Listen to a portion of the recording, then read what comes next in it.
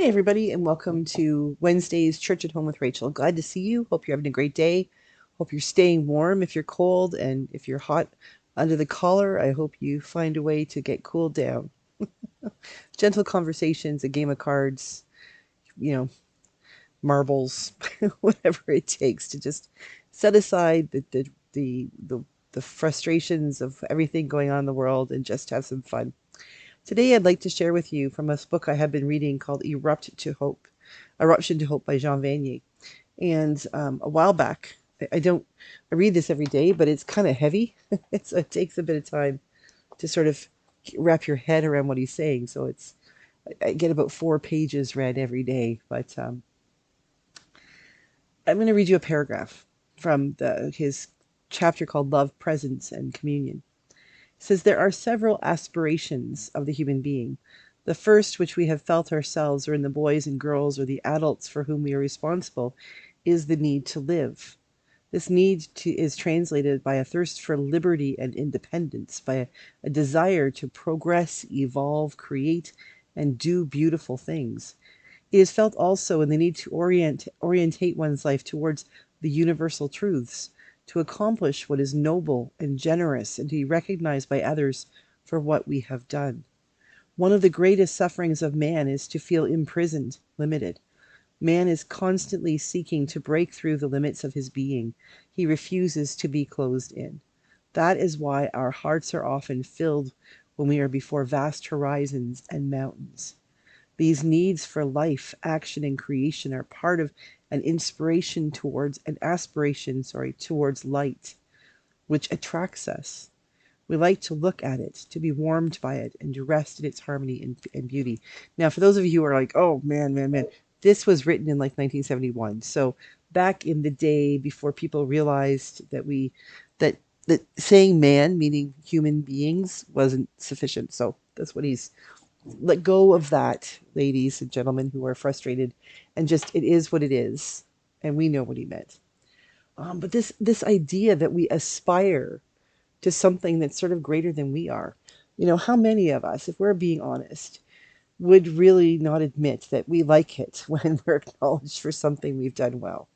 How many teenage sports people, men and women, boys and girls, haven't hoped to be the next Wayne Gretzky or Connor Bedard or Connor McDavid or Jerome McGinley? Um, who hasn't, what young person these days, what young girl who stands in front of her mirror with her pen or her hairbrush singing her heart out doesn't really want to be known like Taylor Swift? Really, if we're honest with ourselves. We've probably all had that moment in our lives when we wanted to be acknowledged for what we are good at. Now, 1 second. For those of you who have been around with Church at Home with Rachel from the beginning, like 4 years ago, you might remember this cup. It's as big as my head, practically. I needed a lot of coffee today. Anyway, but if we think back and remember, when we're kids, when we think about being acknowledged for what we're good for, usually it means we think about being famous. We want to be, it's not really about selling a million albums. It's about having your picture on the front page of Elle magazine. When I was a kid, it was Bop magazine. Remember that one?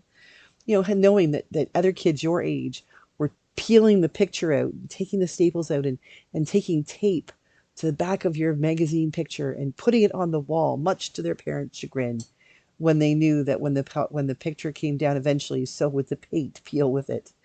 How many of us, if we're really honest with ourselves, didn't at some point in our lives, even if we grew up to be the kind of person that kind of hides, shrinks in the background and doesn't want to be seen?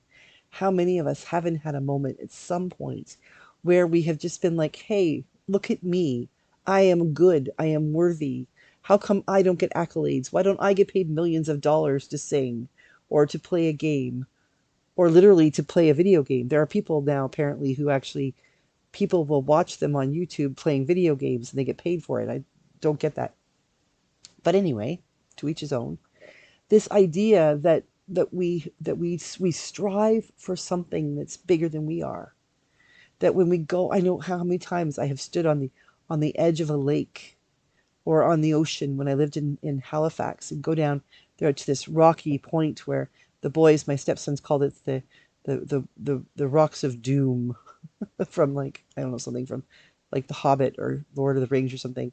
But it was just these huge rocks that were rough and you couldn't walk on them safely, and they literally like the water lapping up on them was the Atlantic Ocean, and we would go off to this look off. It was called a look off. We would go and stand there, and I could be mesmerized if it wasn't too cold in the wind.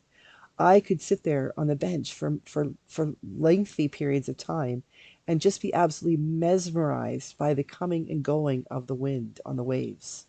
Seeing them crash up, and then when the wind died, they might go down a little bit, but then they come back up. Or the first time I saw the mountains. When Rob and I went to Banff, we went to Banff a few years ago for our holidays in the summer, and I was awed. We were driving up to them, and it was incredible to see the Rocky Mountains. And I got there, and then when I was in the town of Banff, I remember feeling claustrophobic. They were all around us. They were so massive. I felt like I couldn't breathe. And in the winter, we went to Jasper, which is a very different style. You might remember from last summer that Jasper, the city of Jasper, or the town of Jasper, was hit by that wildfire. But Jasper, the mountains were a bit older and a little bit more eroded, and they weren't smaller, but they were smoother, and they didn't seem. It wasn't quite as touristy. It was still touristy. It was also winter we were there, so it wasn't as busy as in the summer. But I remember thinking I could just stand here and stare at them and the trees, these majestic trees, and go driving across the provinces, the prairies, seeing that wide open space. Now, granted, I could not handle living in Saskatchewan where you could watch a dog run away for 4 days. I could do it.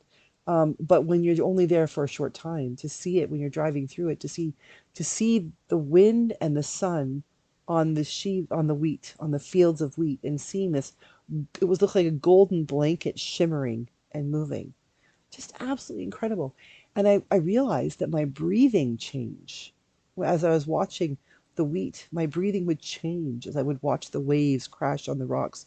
My breathing changed as I looked at the mountains. Same thing happens when I sit on my deck out here and I watch the birds coming up and sitting on the railing right beside me. And the bunnies, we have some hares, big old, really fluffy hares.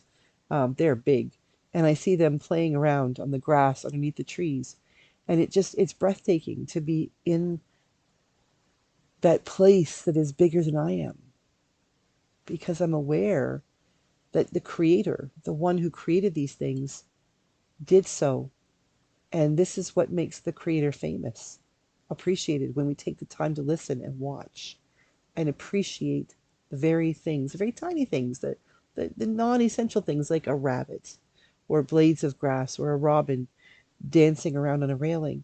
They may not seem like great things, but aren't they?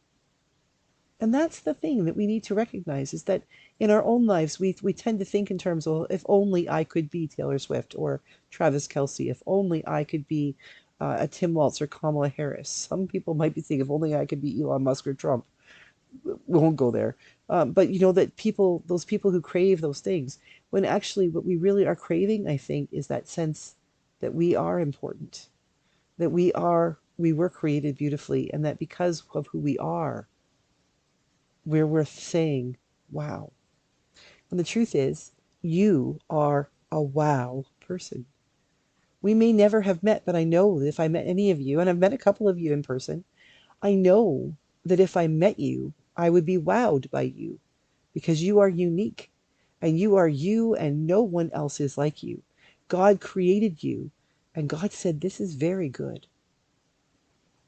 We aspire to be known, that other people would look at us and say, wow. Maybe the way we need to start is to look in the mirror with that hairbrush again, like we're going to sing, or whatever props we need, and say, wow, how amazing am I? How amazing am I? Because you are. In these days and times when it is so hard to recognize the joy and the beauty of life, I invite you to go and look in the mirror. And even if looking in the mirror is hard for you, and you what you do you see is not something that makes you go wow, close your eyes and say wow anyway. Because when you say wow about yourself, you are saying to the creator, well done. You did do a great job. And maybe when we start there, we'll start to understand that we can say that about ourselves. That's not conceited. There's nothing wrong with it. It's simply acknowledging a fact that you are a wow. I hope you and your wowness have a great day. I'll see you tomorrow on Church at Home with Rachel.